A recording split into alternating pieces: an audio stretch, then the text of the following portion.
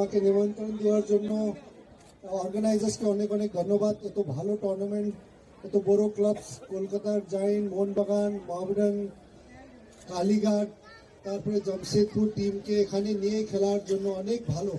And specially এখানে বর্ধমান থেকে আপনি জানেন ইন্ডিয়ার নাম্বার 1 গোলকিপার দিয়েছে সন্দীপ নন্দী, আমার সাথে খেলেছিল, অনেক ভালো সার্ভিস ইন্ডিয়ার জন্য দিয়েছে। আর আমার লাইফের যত সময় খেলেছি ইন্ডিয়ার, সন্দীপ আমার সাথে ক্লাব মোহনবাগান, ইস্ট বেঙ্গল, তারপরে ইন্ডিয়াতেও খেলেছিল।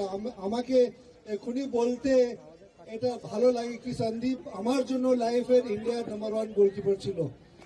আর এখানে সন্দীপের দাদা যে গুরুজি আছে ওকে অনেক অনেক ধন্যবাদ। এত ভালো প্লেয়ার এখান থেকে প্রডিউস করে দিয়েছে।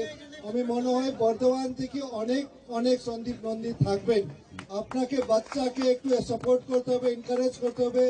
স্পেশালি এখানে ডিস্ট্রিক্ট ফুটবল ও বর্ধমান ফুটবল অ্যাসোসিয়েশন যে ফুটবল সাথে কাজ করছে, অনেক মেয়ে ছেলেকে গ্রাউন্ডে নিয়ে এনকারেজ করলে আমি নিশ্চয়ই আশা আছে কি এখানে অনেক অনেক ভালো প্লেয়ার আছে।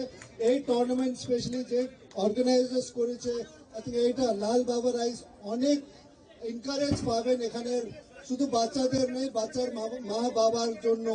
আমার মনে হয় এই সাপোর্ট এই টুর্নামেন্ট করার জন্য কংগ্রাচুলেশন। আর আমি নিশ্চয়ই আশা রাখি কি এখান থেকে সবাই সাপোর্ট করে এখান থেকে অনেক অনেক প্লেয়ার্স গুলো, শুধু গোলকিপার নেই বাট ফরওয়ার্ড স্ট্রাইকার্স এখান বর্ধমান থেকে নিশ্চয়ই ফিউচারে আসবে। ধন্যবাদ।